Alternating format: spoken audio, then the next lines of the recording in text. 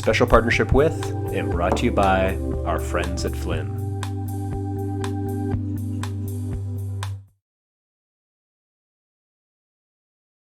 Today on Soulfront, I have Shawn Kanungo, who is a strategist and professional speaker who operates at the intersection of creativity, business, and technology. After 12 years at Deloitte, he has been recognized nationally and globally for his work in the innovation space and was named one of the 100 most innovative leadership speakers. Now, as a general partner of Queen and Rook Capital, Shawn is focused on applying exponential technologies and new business models to mature businesses. Shawn's work and interviews have been featured in Forbes, The Globe and Mail, The Guardian, CBC, CTV. And today we explore the topic of how disruptive times call for disruptive ideas. So without further ado, let's get into the show. Welcome to the show. Thanks so much for taking the time. You know, a little bit about you. I'm going to set you up.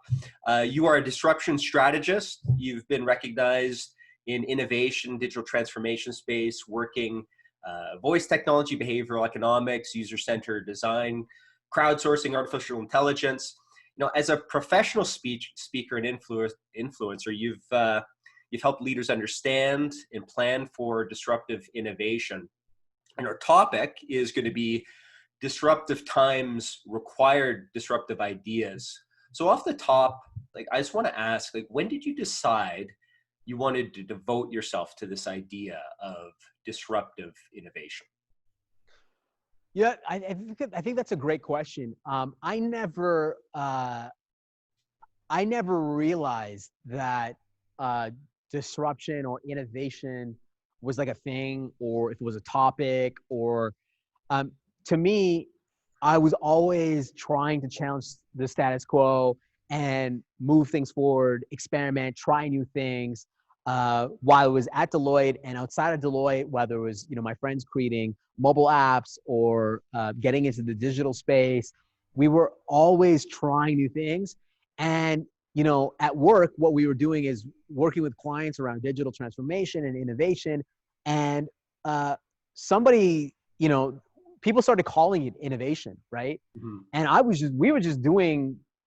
we were just trying things and doing things. And I think that's part of what innovation is really all about is really pushing the conversation, pushing the status quo, trying new things out.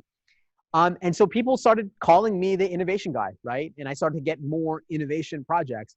I started to create what I call my own innovation capital, really showcasing new ways of doing things. And it just kind of formulated that way. I never had this conscious decision that I'm like the innovation guy, or I'm going to be speaking, around disruption, innovation. I never thought that. It just happened organically. It was organic.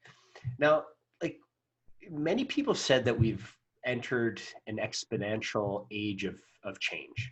To reach 50 million users, the telephone took 75 years, TV 13, the internet 4, Facebook 2, YouTube 10 months, Angry Birds 35 days. Pokemon Go was 19 days. TikTok, I don't even know. TikTok was probably less than that. But now you throw a pandemic in the mix, and people need to stay home and they're on their technology more. And we're entering a brand new disruptive world. What do you think about our disruptive times? How are our disruptive times different? Well, I would say that the world has always been disruptive. I actually think that we've always lived in disruptive times. I believe that the world was always unprecedented. The improbable has always been the new normal. Some of the things that you mentioned were really based on media and social and content. And yes, definitely, our attention has become completely fragmented. And now we're in a world where our eyeballs are being pulled in all these different directions. So definitely from a media standpoint, but also from a technology standpoint, whether it's around, AI or VR or digital twins. I mean, there's so many different exponential technologies out there. And all this to say is that I really think that now is the best time, the greatest time to create opportunities to experiment with new technologies, experiment with new ways of doing things, and to try new things. It's crazy because of this pandemic. It's just opened up the doors for everyone to try new things. I mean, you're seeing, I've been inspired. I don't know about you, but like during this entire pandemic, all these companies trying new ways of doing things. You're seeing, restaurants try to do groceries and on-demand delivery. You're looking at the NBA. They're doing like NBA 2K and horse, and you're doing like Airbnb doing online experiences, retailers, real estate doing virtual tours, like all these people now doing different things, experimenting with new business models or new customer experiences.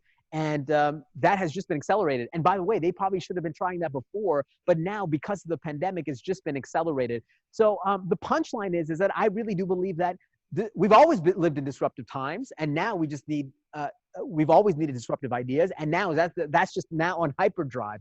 So, that's my take on it. Yeah, like I agree with you. Like I read an article in Fast Company, and they asked leaders, actually, this is about, our time right now. Like if COVID-19 stay-at-home orders were lifted tomorrow, would you return your company to the office? And the answer was a resounding no. According to 65% of the founders like polled, 3/4 of them said that they would let some, or they would let all of their employees continue to work remotely.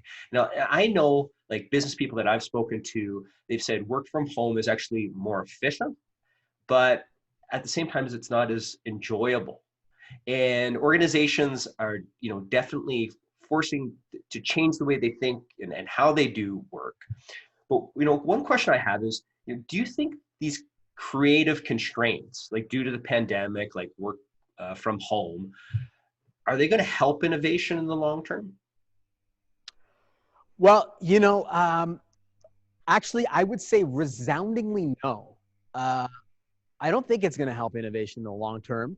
I think working from home is amazing for efficiency. And I don't know about you, but like, for me, working from home, and part of the reason why we're here, by the way, we're like in a 750 person theater, and we just finished a keynote with Microsoft. And part of the reason why we're here is because, listen, I couldn't do this at home. You got two kids, grabbing onto your legs and trying to find activities with them. And, it's been great, but it's not conducive to a environment where you are thinking about the future. You're like just trying to get your work done so that you can play with them. I mean, that's the current state, because, people are at home and schools are not open, daycares are not open. So, that's the current state. But I think working from home is really great for efficiency. It's really great for productivity. You wake up in the morning, you turn on your laptop, and you're there. But I think it's great for introverts. It's great for creating a global workforce. Now anybody can work from anywhere. I think it's great on that part. But long-term innovation requires magic. It requires collisions. It requires people coming together. That's how you really create relationship and trust. And I think when you're sitting at home alone, there's something, although you can create amazing ideas, but how many innovative companies and innovative ideas have come when you're like at a coffee shop with somebody, and on the 58th minute, you come across an idea that sparks, and now you're working on that, or you're at drinks with your colleagues and you're just shooting the shit, and you come up on an idea that is really groundbreaking. It's kind of those interactions that you don't get at work it's not even at work. It might even be outside of work, or those collisions that happen at work. So I think from a long-term perspective, it's not good for innovation. And I think organizations are going to realize that. And I'm confused because I thought we've been working from home. I thought this idea of working from home has always existed. I started in the summer, like when I was 19 years old, I worked for like a web conferencing company that sold like WebEx products. And the pitch to them was like, people can work from home. And even at that time, people were talking about this. So I'm just really confused. I just think that it's not going to be good for innovation in the long term. And I don't know, convince me otherwise.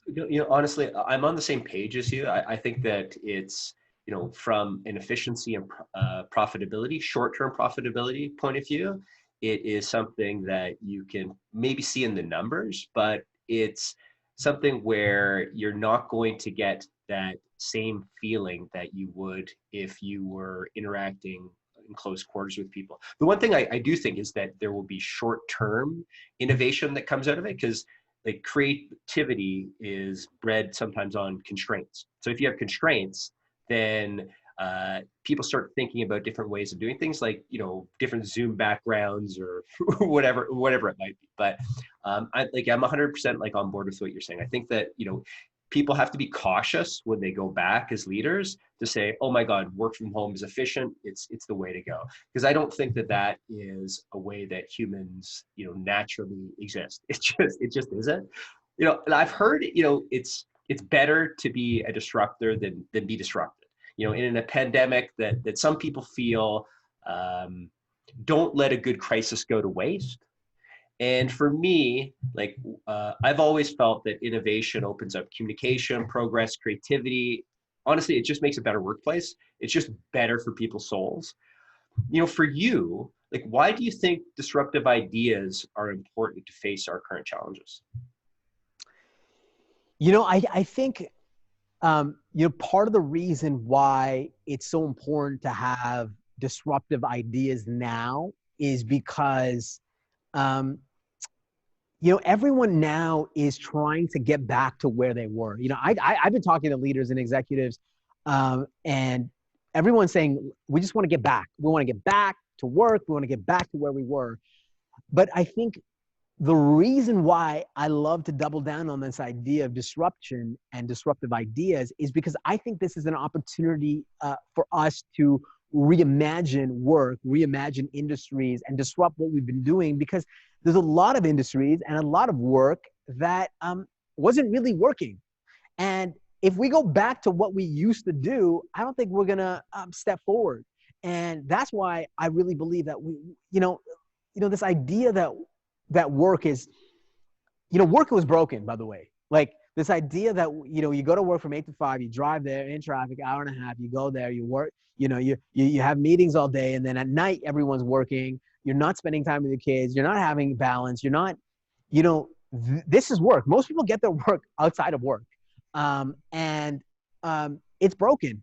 The way that we look at work is the way that we've designed work has been about efficiency. It's been a process.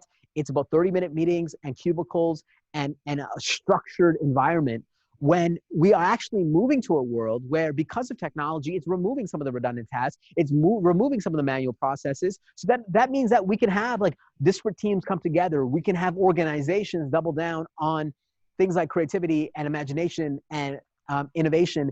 And I think in this pandemic, because of this pandemic, what we need to do is actually revisit the fucking question around what is work? What is work? Because if work is about transactions and routine and manual processes, then for sure, but that's not where our world is going. To me, work is about actually solving juicy problems, getting people together to solve those problems. You can call that innovation or what, but if that's what work is, then we should define we should define people's responsibilities around solving that. And maybe it's more mission-based, maybe it's smaller teams, maybe it's more about innovation, but we need to answer this question. And by the way, I did swear, and I don't know if I don't know where this is going, so I just we're gonna make it. It's gonna be okay. It's gonna be fun. So what is your take, by the way? You know, no, like this is my take. Like, you know, what is work is a great question, right? But at the same time, people are scared. Work has changed. You know, family life has changed, like you said. The economic outlook has changed. You know, I pulled up a Globe and Mail article. It said, economists predict the job losses will be nearly 3 times greater than they were in the Great Recession in 2008, and Canada's unemployment rate could reach up to 9% by summer. So, like, this is the environment. So another question would be like, can innovation flourish when people are fearful, when things start coming unhinged? Listen, I don't want to downplay what's been happening because of COVID-19. I mean, it's been devastating, to say the least. This is going to be the greatest economic downturn that we've ever faced in our generation, in our era. It's been devastating. The unemployment numbers are staggering. I think that's just understated too. I think, you know, I don't think they account for all the micro workers, the fractional talent, the freelancers, the crowdsourcers. I think, you know, they're definitely understated. I know folks that are on the ground floor, front line, all the way to folks that are doctors and whatnot, that, you know, actually struggling. And so I don't want to downplay this, but I I also think that if you look throughout history, the times of chaos, the times of terror, warfare, bloodshed, have also created unbelievable opportunities. You look at the Vienna of the 1900s, the Ming Dynasty, ancient Athens. I would argue in this Trump era that you're seeing all this chaos and craziness, that you're going to see us change. You're going to see revolutions happen.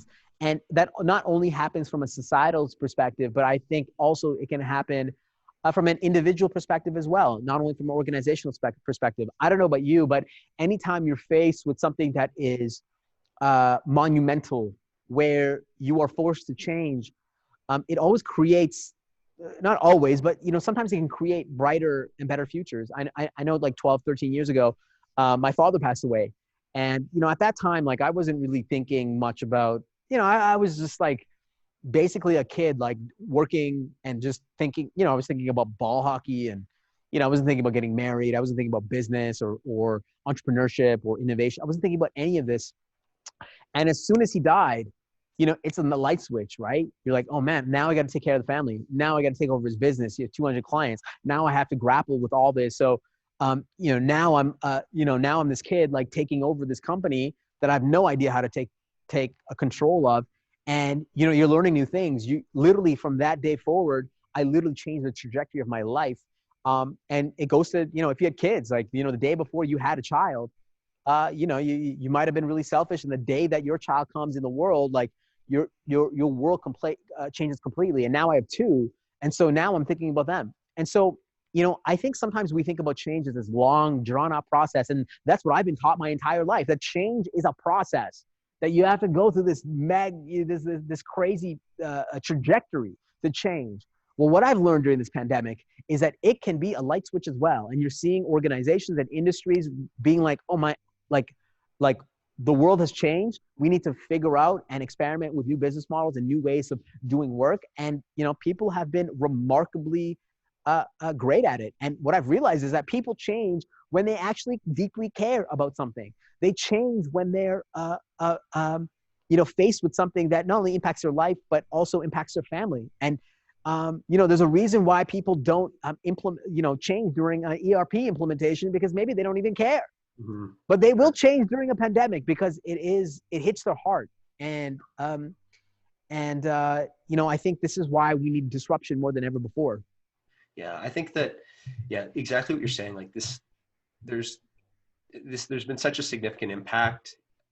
Obviously we're going to change, but also we need to dive into it rather than pull back from it. If we look at industries, like another trend I noticed is that, if you just look at mobile device downloads, there's a slowdown in travel, mobility, real estate. What you see growing is social media app downloads, food delivery service downloads. There's an explosion in video chat, online shopping, healthcare, media entertainment. And these all seem to be reactions to the pandemic. Like it's like, okay, pandemics happened. This is the current state of affairs. But like what I'm also interested in is like, what are the emerging, like medium-term, long-term disruptive changes that we need to start thinking about? Like when we come outside the curve, like there's ideas like embedded intelligence or having energy everywhere with better storage, like strong, like high capacity batteries, or green technology or transportation revolution. Like what do you see as truly emergent or disruptive ideas that can make an impact?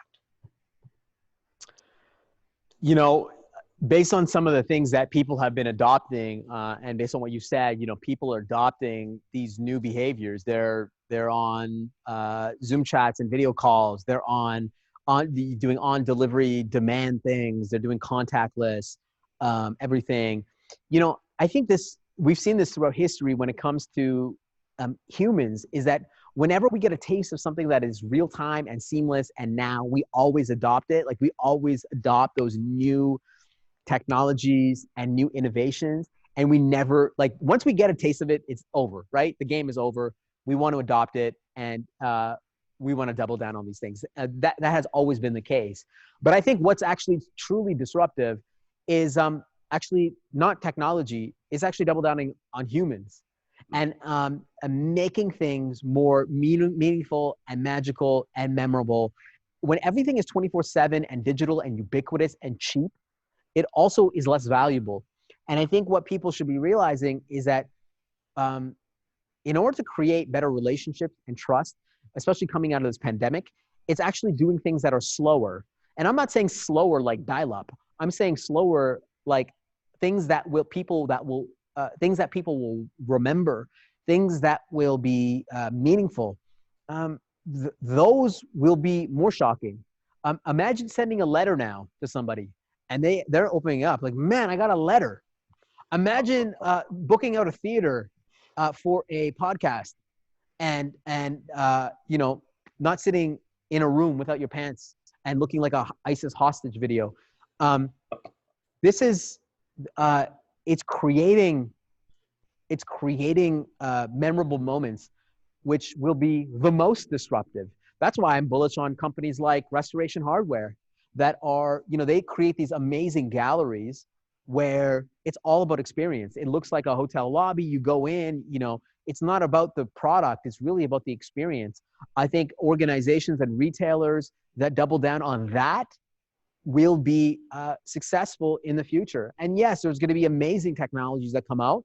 Things like digital twins, where you can be a lot more proactive and predictive about usage of infrastructure and assets. Yes, artificial intelligence is scaling, so we can be smarter, and AI ops within IT operations, where we can understand and predict root causes and become more efficient. Yes, but that technology stuff is just going to make us more efficient. It's going to remove things, manual processes, but it's not necessarily going to make us more innovative. And so that's what I would say is actually double downing on humans. And that actually might be the most disruptive thing of all. Yeah. Trying to get actually into like the minds of people, like the minds of business leaders right now. I came across an article in Inc. and it featured a tech CEO, and he witnessed his house burn down. It was entitled, "What I Learned When I Watched My House Burn Down." And the reason I'm bringing this up is that, like, I think that how do you get through this as a leader and be open to all of these new ideas? Like, how do you move to the human instead of the transactional, like, efficient way of doing things? And these are the 4 lessons that he learned. Like, the first lesson was watch my house burn down. So he said, like, you got to face reality. You watch that sucker burn. Like, Love the second that. thing he said was practice professional problem solving. So you use your planning, use your ingenuity, use your leadership. And the third thing he said was prioritize your relationships. Your relationships become more important, and you have to understand what they are, who they are, and take stock in those. And then the fourth thing was see the growth opportunity. See it. So, like, this is a quote that was by Satya Nadella, and the CEO of Microsoft, somebody that you mentioned to me. And he said, you renew yourself every day. Sometimes you're successful, sometimes you're not, but it's the average that counts. So, like, a question I have is, how do you think leaders can get into the right mindset for innovation right now? How do they move towards that? I think it's a great question, and you're seeing. I've had a good opportunity of talking with lots of leaders during this time, mostly because they're more available than ever before to talk with, and it runs the gamut in terms of how they're navigating with this pandemic. Some people are looking at this as an opportunity. Some people's houses are really on fire. And I think the most important thing when it comes to leaders is actually just taking a step back. And it's like, the thing about leadership is we want our leaders to have all the answers, to make all the right decisions, to help us navigate the ship when there's punctures in the ship. And the reality is that as a leader, you have no idea how to navigate. listen, I'm going to be the first to admit, I have no experience whatsoever leading anything, even my family, during a global pandemic. And guess what? No leader has any idea on how to navigate ever. As well, you have Rita Hastings at Netflix at his quarterly conference call. He was like, "Guys, we have no idea how long it's going to last or what we're going to do." Like, it takes a lot of humility for a leader to step back and be like, "I have no idea." But you know what we're going to do? We're going to listen. We're going to listen to our employees. We're going to listen to our customers. We are going to try to make the best decisions that we can. And that's hard for leaders sometimes to do, to have that humility, to take a step back and just like assess what's happening around you. And the thing with innovation is that, and technology, is that it's even getting crazier. I'm an innovation guy, and I have like only 0.001% knowledge of what's happening around the world in terms of innovation. And I'm plugged in, and I think I'm plugged in. Like, the world is moving too quickly. And as a leader, it's impossible to keep track of what's happening, especially during this pandemic. Everything is changing so quickly. So I think it's this idea of stepping back and listening and just understanding what's happening around you. And so that's what I would say. Obviously, leaders, you're looking at leaders for courage. You're looking for leaders for direction. But I think, sometimes you just have to take a step back. So that's what I would say. And, I've been inspired by what leaders have been doing during this pandemic. And, like I said, you mentioned Satya Nadella. We just got off a call with Microsoft and talking to Microsoft professionals and how they've been dealing with it. Like, they're doubling down on their partners. Microsoft is a partner-led company. Microsoft is one of the most valuable companies on the planet that have fundamentally disrupted themselves. And the way that they have gone through disruptive times is they double down on their partners and the people around them, and not only people within the Microsoft ecosystem, but also the companies that they're working with. So I think that's the type of mindset. It's stepping back and really seeing what's happening around you and listening to people and having those voices around you. Hey, Shawn, just to wrap up here. Yeah. You're a professional speaker, and you're probably always thinking of that next new talk. When you step out on the stage, the next time, and well, actually, I am on the stage now. Actually, on the stage right now, and you're thinking about the message of innovation that you want for organizations. Let's wrap up, and can you tell me what that message is? Yeah, to me, the message is really that I don't think it's different. I think it's just the same. The same in the sense that we've always needed to be innovative. Disruption has always been an opportunity, and now it's just accelerated. Like, now is the time to create more disruption and create more ideas, disruptive ideas. And the beauty is that now people have really opened up to wilder and crazier things and are realizing, not only from an organizational standpoint, that you can try things, but consumers are becoming way more open to companies trying things. So, like, if there's any time to try something, is now. So the opportunity is really now. So I think that's really the message at the end of the day. And I think the second piece is really, like I said, I think it's doubling down on humans, right? As things become more digital and 24/7 and seamless and easy, I think it's the idea of what's important to human beings at the end of the day. That is really what's going to drive innovation. So that's what I would definitely say. Hey, Shawn, thanks so much for taking the time today. I know you have a busy one, and I just really appreciate your time. Listen, I love what you're doing, by the way. I just want to give you a plug here. I love what you're doing. You are, curating all these amazing leaders together, having these really authentic and open conversations. I know we've connected on some of your in-person events they were different. They were amazing. They were personal. And I love that you've given me this platform to do this. I can't wait to see what you do with this and really take it to the next level. And I just, if you're listening, if you got this far and you're listening to this or watching this on YouTube, just subscribe, send this guy a like, send him money, send him some love, send him a pizza, whatever. But no, I just really appreciate it. Thank you so much. All right. Thanks so much. I really appreciate it. Thank you for your support. Please remember to click subscribe so we can bring you more remarkable interviews with extraordinary leaders.